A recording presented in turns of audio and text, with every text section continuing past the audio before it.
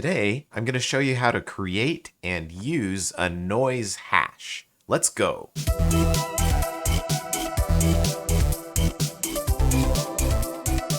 So we're actually going to do two things in today's video. I'm going to show you how to create a noise hash, and then we're going to use it to improve the interior mapping shader that we've been working on. If you're interested in interior mapping, go back and watch last week's video that shows the core of the technique. Today we're going to be expanding on it. Before we start work on the noise, I first want to show you why we need it. There are a lot of uses for noise in shaders, but today we're going to be using it to randomize the rooms in our virtual interior. Right now our shader just has a single room, and so we need to add a parameter to control how many rooms we want. This is really easy. All I have to do is add a vec2 parameter. I just hold down the 2 key and click the left mouse button like that. And then I can use this parameter to multiply by my incoming texture coordinates. And then I can type in the number of rooms that I want vertically and horizontally. So let's say that I want a grid of 4x4 rooms in my building. I can just type in 4 and 4, multiply that by my texture coordinates, and then pass that value in. And now I have a building with 4x4 interior rooms. And like I said, if you didn't see last week's video, be sure to go back and watch that to take a look at how I created this illusion that my preview cube here has an interior. So I can use this value here to control how many rooms we're adding. And if I add 8 by 8, you can see that now I have a pretty big building with tons of rooms in it. But what you can see here is you can start to see the reason that we need a noise hash. Right now, every single one of my rooms in this building looks exactly the same. They're all using the 1 value for the back wall, the 4 value for the left wall, and the 3 value for the right wall. So all of these rooms are exactly the same as all of the rest of them. So my building would look a lot more realistic if I could randomly choose to use the 1, 2, 3, or 4 as the back wall and make the other walls random as well. So that's what we're going to be doing today. I need to create a way to generate random numbers so that I can mix up which wall is showing on each of the sides in each of the individual rooms. And that's what a noise hash is for. So a noise hash is basically a random number generator. We take incoming data like our UV coordinates here, and we scramble it up so that it's random, so that it's as random as we can make it. It's tricky because we have to do the scrambling in a way that doesn't create a repeating pattern. All right, so let's go ahead and get started. I'm going to open up my content drawer here, and I'm going to right click and pick a new material function. And I'm going to call this function hash23. And I'm calling it 23 because we're inputting a vector2 value, our texture coordinates here, and we're going to get a color, a random color, which is a vector3 value out. So here's my brand new hash23 function. I'm just going to dock it right here, and we're going to get started building. So the first thing that we need is our input value. So I'm just going to do a filter for input and bring in a function input.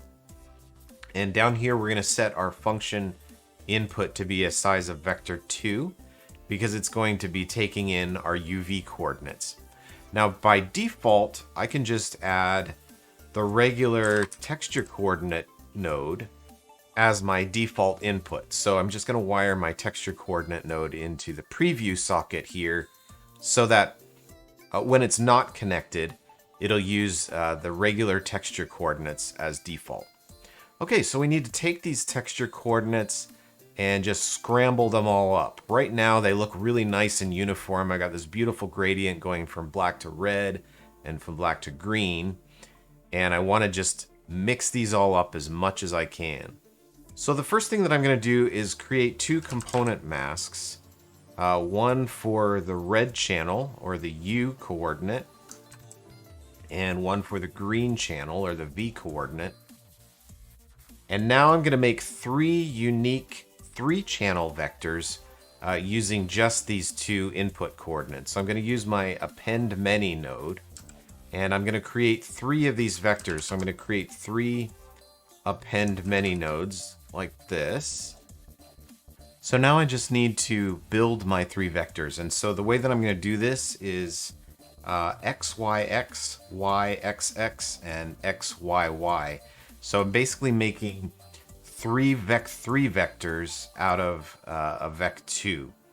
So I'm going to do X, Y, X, and I'm going to do Y, X, X, and then I'm going to do X, Y, Y. And so I basically just scrambled up my 2 incoming vectors in 3 different ways.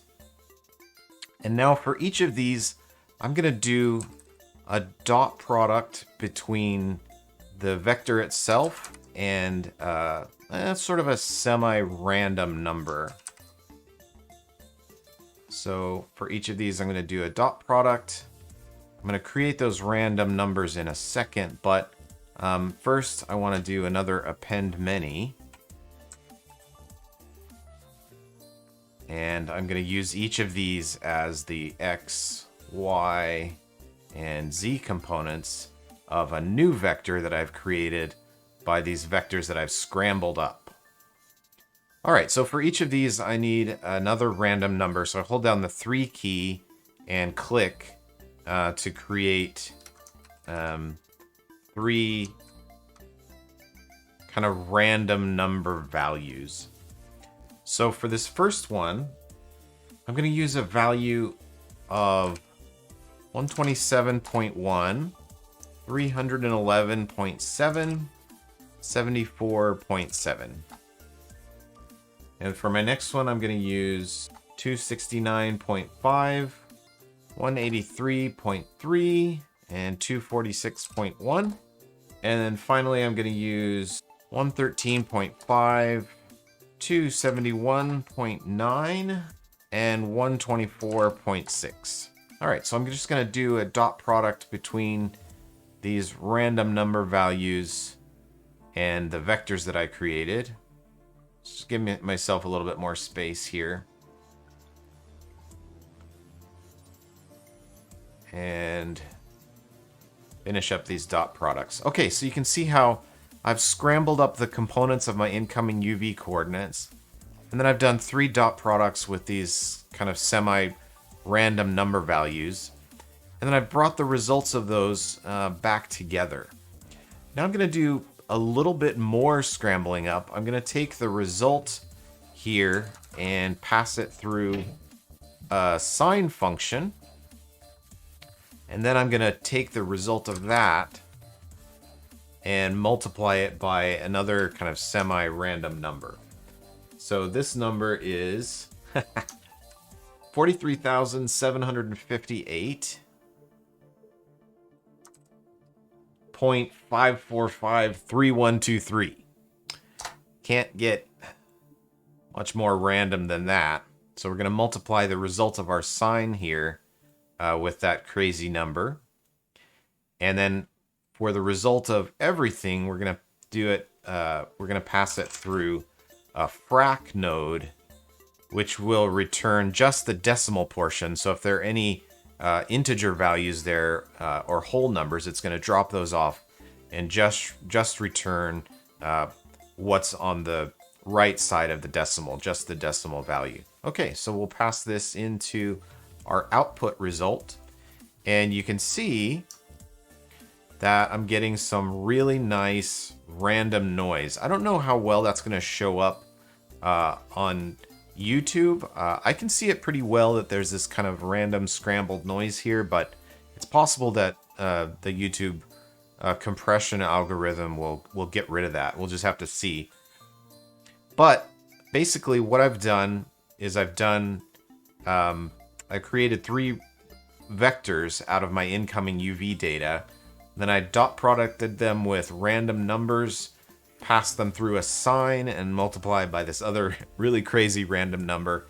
And the result of that is a noise hash, which basically takes my really nice, beautiful gradient incoming data, and the result is something that's really random going out. And that's what I need to create the effect that I'm looking for in my interior cube mapping effect. But there's also a lot of other applications that we can use this data for. We're going to be looking at another application of this maybe next week or the week after as we continue to expand our interior cube mapping effect. Okay, so I'm going to go ahead and save this, and we're going to bring it into our cube mapping shader, and I'm going to show you how to use it. All right, so here we are back in our interior mapping shader, and I just need to add that hash material function that I created. So I'm going to open up my content drawer again and add my hash 23 function. Now the function takes a vec2 for an incoming vector. And so I'm going to take my texture coordinates multiplied by my room count value here. And the first thing that I need to do is add a floor node, which is basically rounding down. So I'm rounding down my texture coordinate values. And then I'm going to pass that into my hash 23. And that's going to give me random numbers based on my incoming UV coordinates. Okay, and then once I have this random data, I'm just going to connect this to my base color here really quick so that I can show you what we're getting. So because we're passing in our UV coordinates rounded down, you can see that I get, for each individual room in my building, I get a random color. And in order to make this random data a little bit more useful, instead of just a random color like this, I want each room to have, for the red, green, and blue channels of the random value, I want those to either be 0 or 1, not just some random number. And so instead of using the hash 23 data as it is, I'm going to add a round node here so that we round either up or down, so that each of my red, green, and blue channels is going to either be, it's either going to be 0 or 1. All right, now I need to use this random data, and what I'm going to do, I'm going to use it for 2 different things. I'm going to choose a random side or a random wall to be the back and the sides. And I'm also going to randomize whether or not to mirror the wall so that it's showing the inverse of what it is. And I'll get even more random values that way. So in order to do that, I'm going to add another split components node. And now I need to set up my random mirroring. So in order to randomly mirror each of the sides, I need to add a couple of lerp nodes here. And I'm going to add a couple more of these vec3 values. So for each of the vec3 values, I'm gonna set them up to be 1, 1, 1, and then each of them I'm going to choose various of these ones and invert them and make them negative. So I'm just gonna wire these 1, 1, 1 values into my lerp, and down here on this lerp as well. And now we're gonna negate some of these. So on this first one, I'll negate the first value. We'll just make it negative 1, 1, 1. The second one, I'll negate the second value. So 1, negative 1, 1. This third one, I'm going to leave it as is, 1, 1, 1. And then on this bottom one, I'm going to change it to negative 1, 1, 1. Okay, so we're all set there, and now I'm gonna lerp between these based on my random numbers. So here's my random number from the red channel that I'm wiring into the first alpha here, and the random number from my green channel that I'm wiring into the second alpha here. So now I've randomized whether or not I'm using -111 or 1 -11, and then the same with these as well. So I'm going to take these values and multiply them together.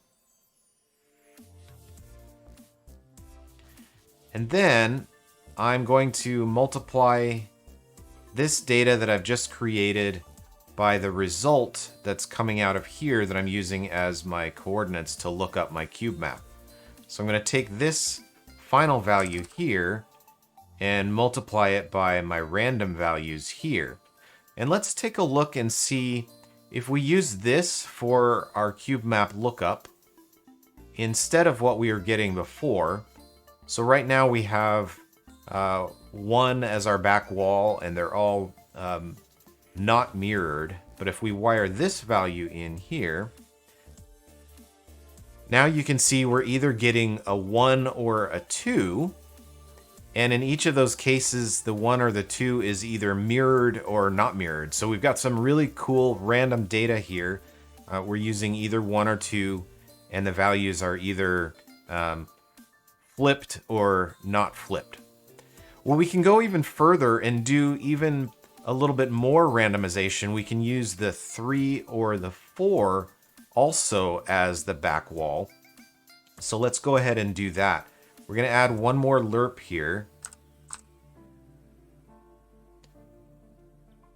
And I'm going to blend between this and the swizzled version of this. So if I add a swizzle node, then I can take the swizzle, I can switch X, Y, and Z for Y, X, Z. And so this is going to flip it so that the front and the back and the sides are swapped. And I'm going to use my third random value here coming out of my hash to determine whether or not to swap the front and the back with the sides. So I'm going to take this third value and plug it into my lerp node here so that I'm either swizzling those values or not based on that third random number. And now if I take this and plug it into my cube map, now you can see I've got tons of randomness going on. For every room, I can either use 1, 2, 3, or 4, and for each of those, I can either mirror it or not. So what this does is it makes each individual room look unique in my building, and it gives me a lot more realistic looking results. All right, so we still have a long way to go for our interior mapping effect, but we have managed to add a really nice randomness to it in this week's video. Next week, we're going to take a look at how to create textures and actually create the shader that makes the building look like a building instead of a bunch of randomly mirrored 1, 2, 3, and 4 numbers. So we're going to add a little bit of polish to our shader and make it actually achieve the effect that we're going for.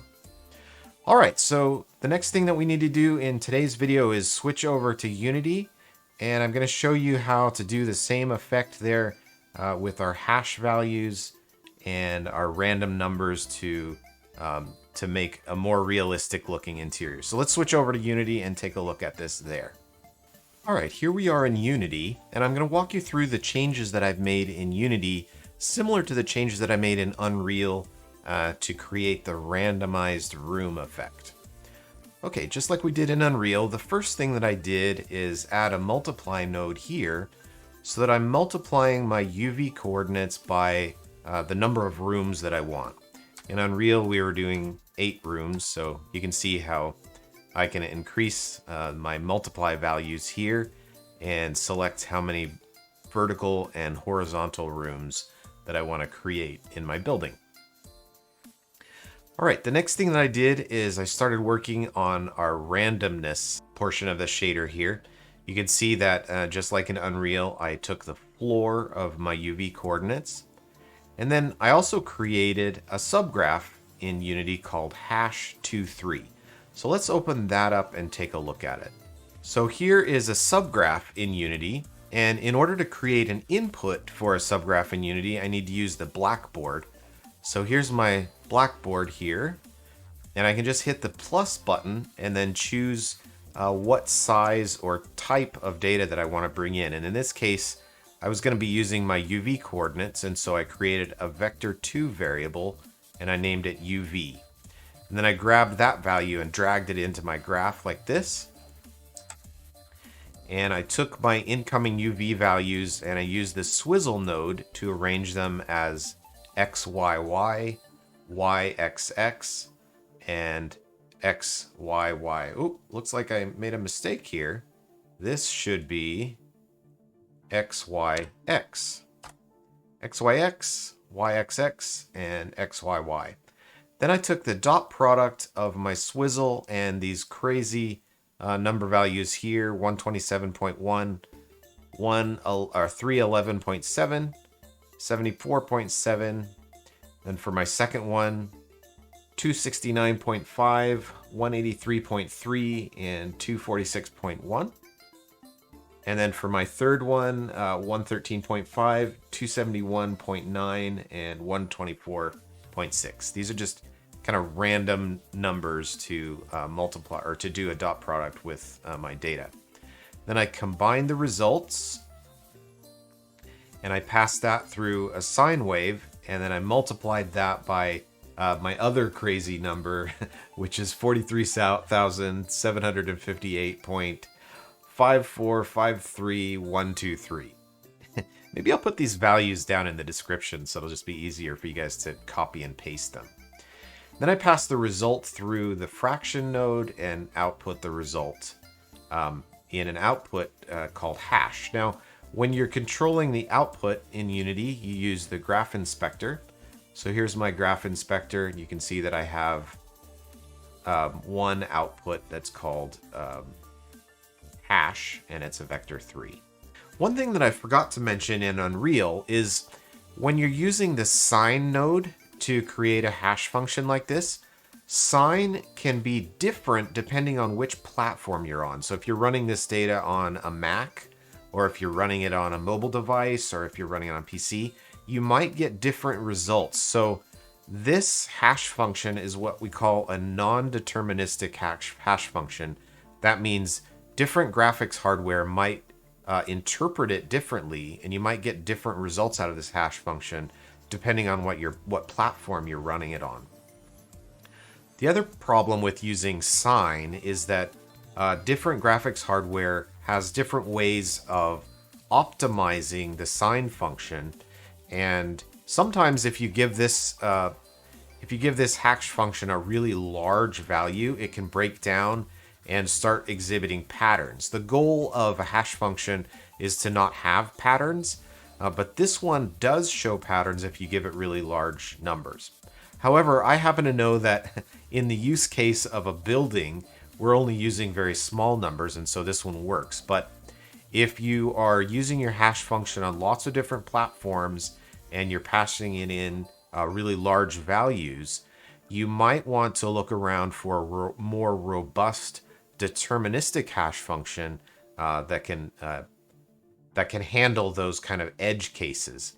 In our case, we don't need that, but in some cases, you might need to use a stronger, more robust hash function. All right, so back in our shader, we pass our floored UV coordinates into our hash function, and then we round the results. So for each channel, we're either getting 1 or 0. Then we split those results out into the red, green, and blue channels, and we use those random, so we get basically 3 sets of random numbers. And we're going to use the red and green random numbers to blend between our two input vectors here. So we're using a vector -1, 1, 1, 1, 1, -1. And then down here on the bottom, just our standard 1, 1, 1, and then -1, 1, and 1. And so we're lerping between these two vectors based on our green random numbers, and we're looping between these two vectors based on our red random numbers.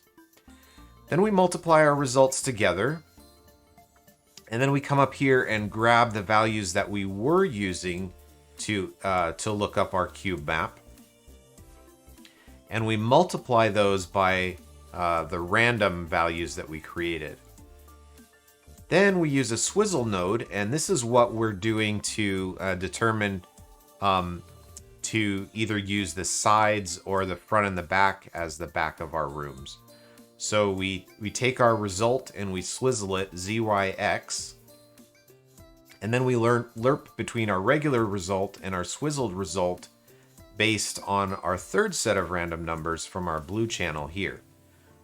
And so then we take that and we use that to look up our sample cube map, and we get results where we're using either the left, right, the front, or the back, and it's either mirrored or not. And we got lots of randomly generated room values. Okay, now like I said, I've been using a cube map for displaying our results that's just sort of this test cube map, and it just has these numbers mapped to it. Next week, I'm going to show you how to make a proper cube map with walls and ceiling and floor. And we're also going to create a texture that is used for the outside of the building.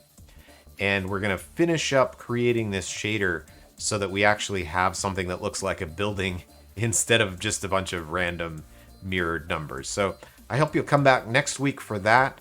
And hopefully we can finish up our interior mapping effect and put some polish on it. If not, we'll have to finish it up the week after. I don't know if I'll have enough time in next week's video to fit in all of the polish things we want to do or not. But we'll see. All right, thanks for watching, everybody. I hope you enjoyed the video, and have a great week.